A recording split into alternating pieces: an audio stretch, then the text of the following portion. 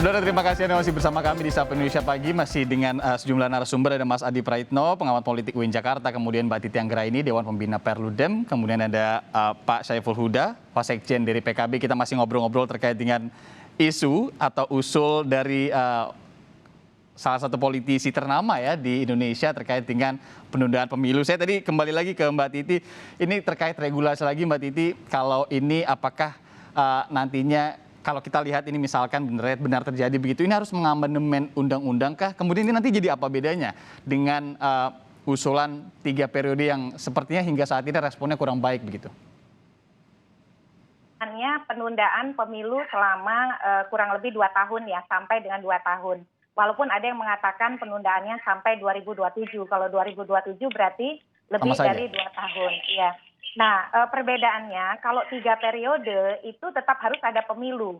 Karena yang diubah itu adalah periode maksimal yang bisa dimiliki oleh seorang calon presiden untuk menjadi presiden.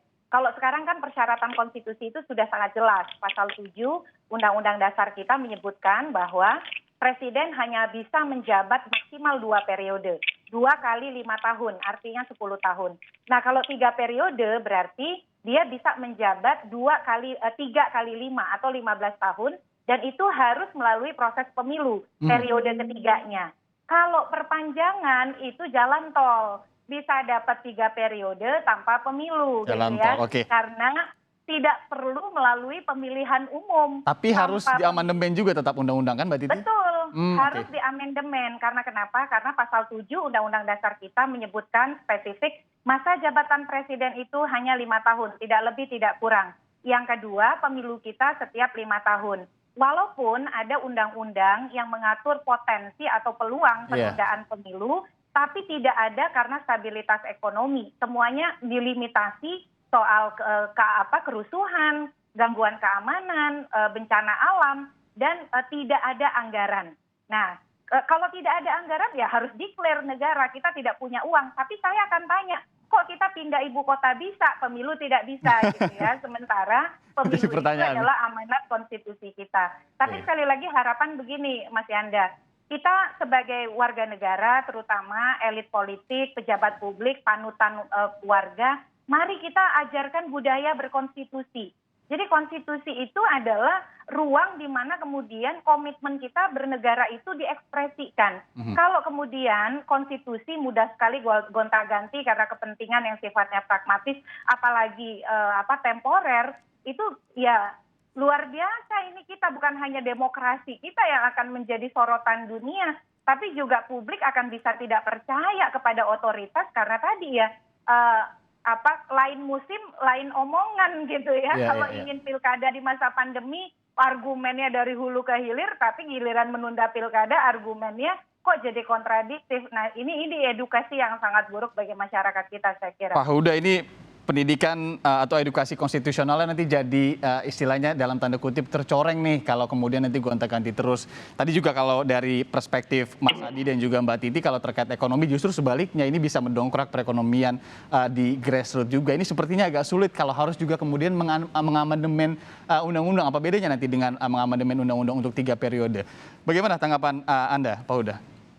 Ya, level tahapannya legal formalnya memang belum jadi ini ya, belum perlu dulu di mata saya, karena perdebatannya masih pada konteks semangat kita bahwa tidak boleh ada hidden agenda yang publik tidak tahu dan tiba-tiba ini ada gerakannya. Nah, semangat kami, semangat Gus Muhaimin ingin meletakkan ini pada ruang diskursus publik yang lebih fair, karena itu dia bawa ini sekali lagi di meja bersama untuk dirundingkan bersama dengan semua elit di DPR maupun di pihak pemerintah. Oke, jadi Anda lihat lebih penting ini dibahas dulu secara politis sebelum ke legal formal atau seperti apa? Betul, dan saat bersamaan saya kira misalnya Mbak Titi, seluruh penggerak demokrasi kita, Mas Adi, memberikan masukan kepada publik. Dan inilah bagian dari warna yang diinginkan oleh Gus Muhaimin. Ada perdebatan di ruang publik dan nanti kita putuskan bersama. Yang tidak boleh kan menjadi gerakan api dalam sekam yang menghantui kita sampai 2 tahun yang akan datang. Nah, itu yang menurut saya lebih berbahaya. Oke, Pak Huda. Karena demokrasi kita. Saya mau minta keterangan atau pernyataan dulu dari Mas Adi. Mas Adi, ini kan kalau ada penundaan gitu ya, kita lihatlah misalkan ini ditunda 2 tahun ataupun lebih ataupun kurang begitu, ini akan ada tentunya peta politik juga yang berubah dan akan dimanfaatkan. Apakah Anda melihat ini akan dimanfaatkan oleh calon-calon yang mungkin saat ini elektabilitasnya belum terdongkrak begitu? Kalau kita lihat kan elektabilitas hingga saat ini di 2024 masih paling 2 atau 3 orang saja yang berpotensi menjadi presiden nantinya. Saya ingin komentar 3 hal ya. Pertama, bahwa penundaan pemilu dengan perpanjangan presiden 3 periode, ini kan sebenarnya anak kembar yang merupakan agenda penting dari elit ya. Supaya mereka itu mendapatkan keuntungan politik tanpa kampanye dan tanpa pemilu. Itu penting dilihat secara umum. Yang kedua, orang justru kalau melihat cibiran publik, terutama kepada Muhaimin Iskandar ini dan PKB misalnya, ini jangan mentang-mentang tidak muncul di surveinya Kompas, tiba-tiba minta penundaan pemilu itu setahun 2 tahun. Coba cek tuh Bang Huda itu selama sehari 2 hari ini. Yang ketiga yang paling penting tentu ini akan dimanfaatkan sebagai momentum politik bagi calon-calon yang tidak terlampau signifikan gitu ya. Di survei penerimaan kepada publik kurang untuk terus mengkapitalisasi potensi mereka untuk bisa bersaing dengan nama-nama besar ya.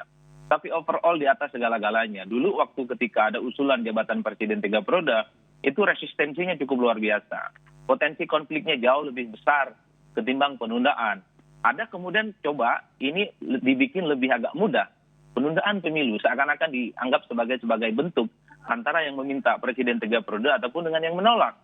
Ini kan juga akal-akalan yang sama. Belum lagi prosesnya yang jelimet, melibatkan elit-elit penting. Tapi yang jelas ini tidak ada kaitannya dengan rakyat. Apalagi misalnya alasan ekonomi. Kalau kita cek misalnya selama setahun setengah ini, ketika begitu banyak baliho spanduk, relawan, itu kan juga memberikan kerjaan kepada masyarakat. Ekonomi kita tumbuh kok.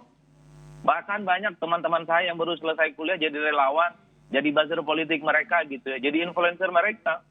Artinya apa? Pengangguran selama setahun 2 tahun ini, bahkan sampai 2024, itu bisa ditahan. Minimal mereka yang baru lulus kuliah.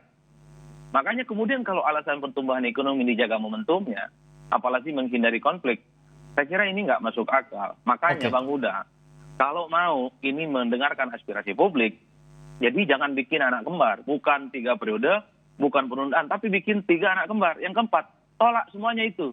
Tetaplah selenggarakan pemilu secara konsisten. 14 Februari 2024. Anak kembarnya ini bikin bingung orang semua. Karena mengajak kita berkelahi secara opini. Dan ini cukup berbahaya bagi demokrasi kita. Kalau yang ngomong itu Pak Adi, Mbak Titi, yang tidak punya kekuatan politik apapun, mungkin orang nganggap, ini mungkin pansos. Tapi kalau sudah sekelas Bang Muhaimin Iskandar, Ketua Umum PKB, pimpinan penting di DPR saat ini, Bang Nurul Huda coba juga mensosialisasikan, adalah elit-elit yang mampu mengonsolidasi, mengkondisikan politik bangsa saat ini. Makanya saya cukup gelap gulita melihat 2024 ini, Mas ya. Agak berbahaya bagi demokrasi kita. Karena khawatir lah, sudah begitu banyak undang-undang yang dibuat dengan cara cepat, bypass melalui jalan tol, tanpa melibatkan aspirasi publik. Ini yang menurut saya akan membuat persepsi indeks demokrasi kita itu akan semakin terjun bebas. Setelah beberapa waktu yang lalu juga sempat naik trennya sedikit gitu ya. Tapi kalau penundaan ini terus dikampanyekan oleh elit-elit penting di negara ini, ya wassalam. Dan yang paling penting bagi Bang Huda, terus Bang Muhaimin mau kemana ini Bang? 2024 kalau ditunda Bang. Sementara baliho dan spanduknya sudah di mana-mana. Banyak ustadz yang juga sudah deklarasi. Relawan sudah muncul di mana-mana Bang. Apa nggak terlampau kelamaan Bang nungguin 2 tahun? Dan agak kacaunya, ini agak kacau nih, penundaan setahun 2 tahun. Tapi yang kemudian muncul adalah ditunda sampai 2027 dan 2028. Itu kan 4 tahun namanya. Ini tentu adalah sebagai upaya untuk mengelabui publik. Bahwa penundaan itu bukan 2 tahun, tapi 3 dan 4 tahun. Pak Huda, penting loh, bisa di cross check. Apa ini upaya mengelabui publik dan kapan kira-kira PKB ini akan bergerak lagi untuk memuluskan usulan ini? Kapan kita bisa mendengar lagi kelanjutan dari usulan dari Caimin ini? Atau ini hanya sebatas usulan saja sampai kemarin saja begitu? PKB berdiri pada posisi tidak setuju 3 periode. Dan hampir pasti nggak akan melampaui 2 tahun. Apa yang kita sebut sebagai usulan penundaan pemilu ini. itulah yang lalu menjadi niatan Gus Muhaimin kenapa kita mengusulkan ini bagian dari ruang untuk didiskusikan di ruang publik. Nah, ini sudah sekarang waktunya gitu. Apa yang disampaikan oleh Mas selama ini yang mengusulkan di ruang publik figur-figur yang relatif tidak menjadi bagian dari konfigurasi kekuatan politik di Indonesia. Dalam hal ini partai, elit partai dan seterusnya. Nah, niatan ini ya tinggal kita sambut bersama dan kita diskusikan apakah publik setuju atau tidak. Ketika posisi tidak setuju, ya pasti kita kembali pada pemilu tahun 2024. Tapi sekali lagi ada elemen masyarakat yang terus menggaungkan terkait dengan isu 3 periode ini, baik di level elit maupun di level bawah. Oke, Pak Huda jelas tadi ya, PKB menolak 3 periode tapi terus akan menyuarakan perpanjangan masa jabatan terkait dengan alasan-alasan yang sudah dipikirkan. Terakhir sekali Mbak Titi, mungkin singkat saja, sebenarnya kalau dilihat apa kerugian dan juga kelebihannya sedikit saja Mbak Titi, misalkan ini ada perpanjangan periode dari pemerintahan begitu. Pertama Mas Yanda ya, sekali ini goal, ini tidak akan pernah berhenti. Ketika ditunda 2 tahun berhasil, dianggap masyarakat kemudian bisa menerima, ini akan berlanjut terus dengan proposal-proposal lainnya. Sekarang pertanyaan saya begini Mas Yanda, ini dibawa ke meja para elit, para pimpinan partai membicarakan. Kalau semuanya setuju, masyarakat tidak setuju, apakah elitnya akan berhenti? Saya yakin tidak. Contohnya saja Undang-Undang Pemilu. Kurang apa semua praktisi, akademisi, masyarakat minta agar Undang-Undang Pemilunya direvisi. Karena pemilunya banyak masalah.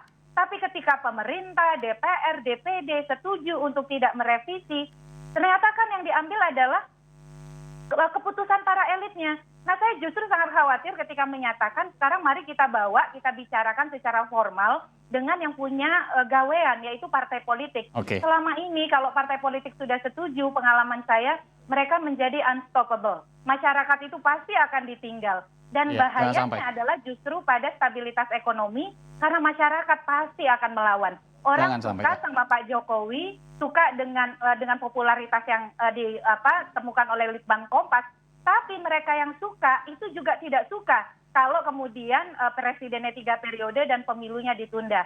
Jadi itu juga harus dipertimbangkan dan saya kira kita harus terus kawal nih isunya karena sudah saya kira tidak main-main. Apalagi isu ini juga dilontarkan oleh Caimin, Wakil Ketua DPR. Jangan sampai kemudian yang Mbak Titi sebutkan tadi. Mas Yanda, saya ingin 2 hal ya. Maaf, Mas Adi, maaf sekali ini waktunya sudah terbatas sekali. Terima kasih sebelumnya. Soal legitimasi politik, Pak. Mas Adi, mohon maaf sekali ini waktunya sudah habis. Nanti insya Allah kita sambung di lain waktu. Mas Adi, terima kasih banyak.